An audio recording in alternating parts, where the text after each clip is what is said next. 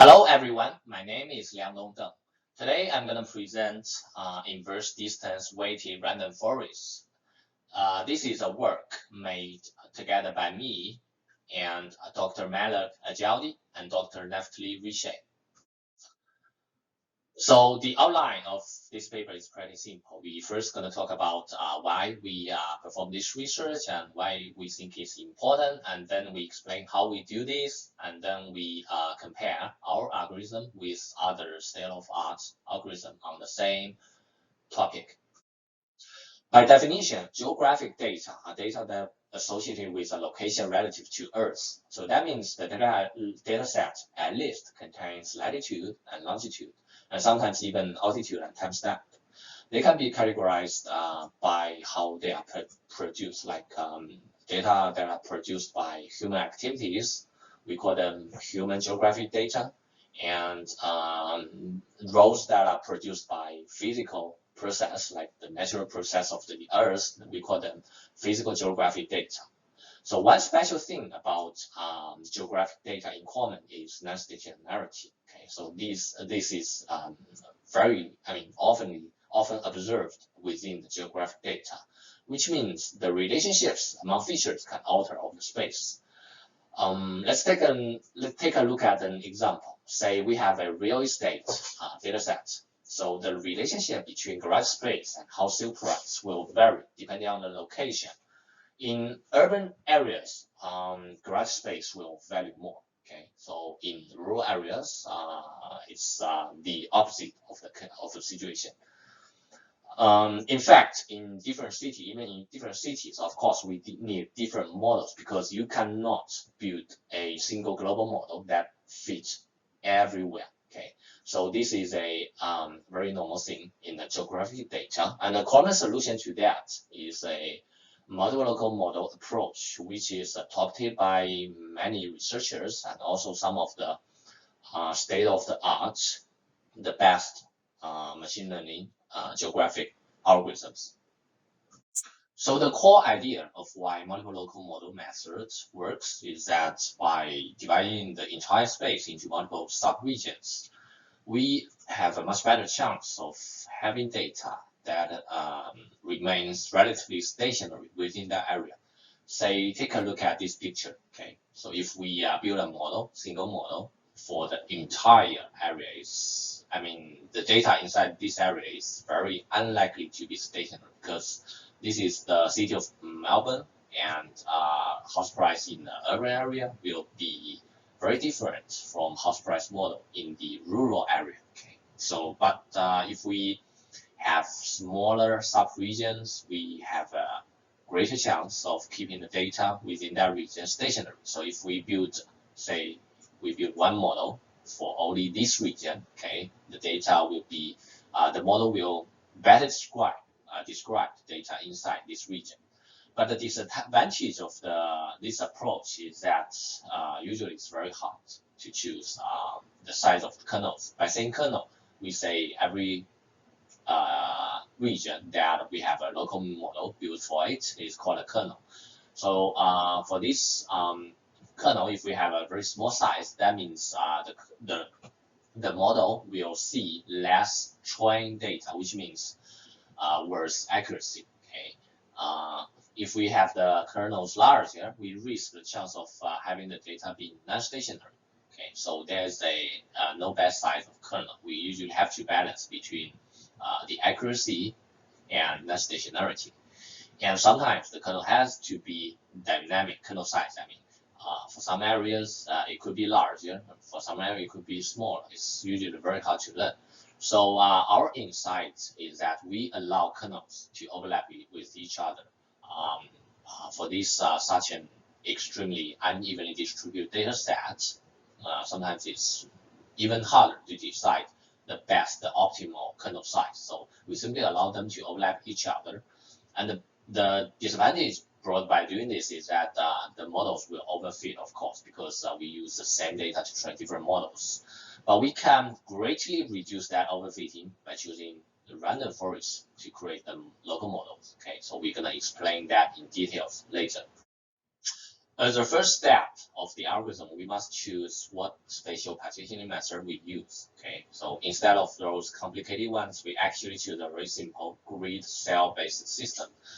The reason behind this is that in our algorithm is kind of special. We have typically very large kernel sizes, so no matter how you cut the space efficiently, it doesn't make much sense to our system. It simply doesn't make much sense. Okay, by choosing a grid-based system, we make it simple and we also make it easily adjustable. That means if we increase the distance between those kernels of choice, we can have less number of kernels. Okay, by reducing them, we have more kernels. We can actually train this parameter here. Okay, we're gonna explain in details later. So the next step is to determine the best kernel size. We instead of using a fixed distance, instead we use fixed percentage of data. Okay, and also the best percentage of data is going to be trained. After we have kernels, we can go ahead and use random forest to train models. Basically, for each of kernel, we're gonna train one model using the random forest on that kernel. So based on this formula, which was proved by someone in 2014. Okay, and this formula is the expected generalization error of ensembling multiple decision trees. Okay, so this also applies to our method because no matter how you overlap the kernels, you are basically we are applying random forest to those regions, and random forest is actually comprised of multiple decision trees that are randomly chosen from a random subset of the data. Okay, so this, in fact, we are building multiple decision trees on the area, and no matter how they overlap, this formula applies. Here we can see that the IM is the size of ensemble, meaning how many decision trees you train over that area. The rest of the formula stays pretty much the same. Okay, so we can see that the more decision trees you train, actually the lower variance it has, meaning the model has a better accuracy. Okay, so that's a very important feature of the random forest. That is, no matter how many decision trees you train, the variance will not increase. It only decrease. It means the model accuracy will only be better. Okay. It's generally people don't train that much decision trees simply because the performance improvement after a certain number of decision trees is neglectable. Okay, and it doesn't simply worth wasting those CPU powers. Okay, so we also by using random forest, we also inherit that important characteristics. That is, no matter how we overlap the kernels, it won't overfit. And another reason why we adopt random forest is actually the decision trees is naturally good at handling coordinates. Okay, so this is an example decision tree built on real data set. We can see that on different nodes, the latitude and longitude will appear different multiple amount of times, and it's actually kind of sort of dividing the entire data set into multiple regions and train a model for that region. So in that means, the decision tree is naturally good at handling coordinates. So the final result of the output of our algorithm is comprised of kernels and random forest models. So basically, we have multiple models and multiple kernels. And how to use it? To predict an unknown observation, result from all local models are combined with this formula, which is basically a inverse distance weighting method.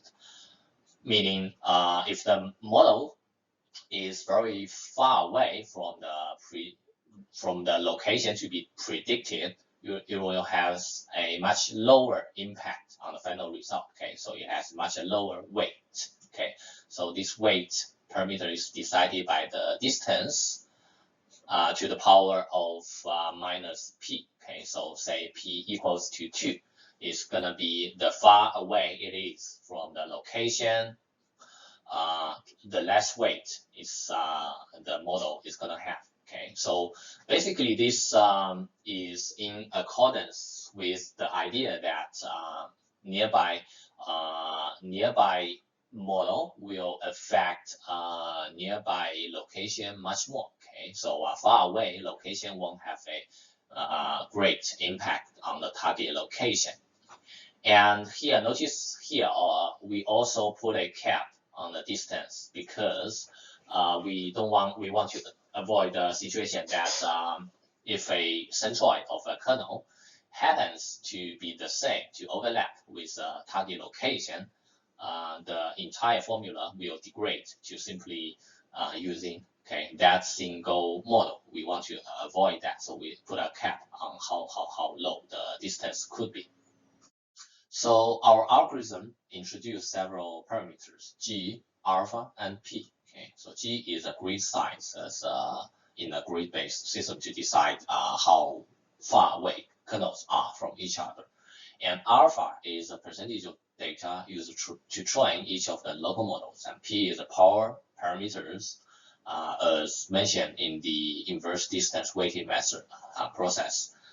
To determine those parameters, we actually use a exhaustive grid search, which means we iterate over all the possible combinations of these parameters and see which one perform the best. Okay. With that, we use a special cross validation called block cross validation to make the process runs better, because this is a geographic data set, and if you don't choose data set wisely, you're gonna introduce bias into your results. So we run our algorithm on the city of Melbourne house sale data set. Okay, so the prediction, this data set has 8,000 transaction records, and target of this data set is predict the house sale price. So basically, we are building a model trying to predict the house sale price. And as you can see, this data set is extremely unevenly distributed. Okay, so here in some of the rural areas, we see very few data points. If you build a model on that, it's going to be you cannot expect very good accuracy from data built from this like 100 data points. Okay, and in the urban areas, the data is so densely populated. Okay, so our algorithm is specifically designed to handle such kind of situation. After running our algorithm, we get such kind of a result. So here are the 3 diagrams of the parameters of different parameters we search over the space. So for the best grid cell size equals 0.039, which translates about 3.4 kilometers in the city of Melbourne. This pretty much makes sense, I would say, because we have no idea to which range will the data remains stationary, but 3 kilometers seems like a reasonable guess about the stationarity of the data. Okay, and the kernel size, best kernel size, is 20% of data points will be used to train each of the local model. Okay, and the power factor is actually much greater than 2. Okay, a typical adopted power factor 2 is very typical, but here we observe a great accuracy improvement. Here we use MAE, so the lower the MAE is, the better the model is. Okay, so here when power factor is at 3.5, the result is the best. Okay, so this means we want closer models to have much greater impact on final result than the remote ones. And we also compared our results with other algorithms. Okay, so we even compared with some non-geographic algorithms like linear regression and neural network, both of which have very poor results, which of course that's not a surprise. And we also compared with other two state-of-art geographic marine machine learning algorithms, which is called RFSP and MGWR. Both of them are the best algorithm out there available for processing geographic datasets, but our algorithm works much better than them, okay? Which they, under such unevenly distributed dataset, their performance actually degrade to very similar to running pure random forest algorithms directly on the dataset.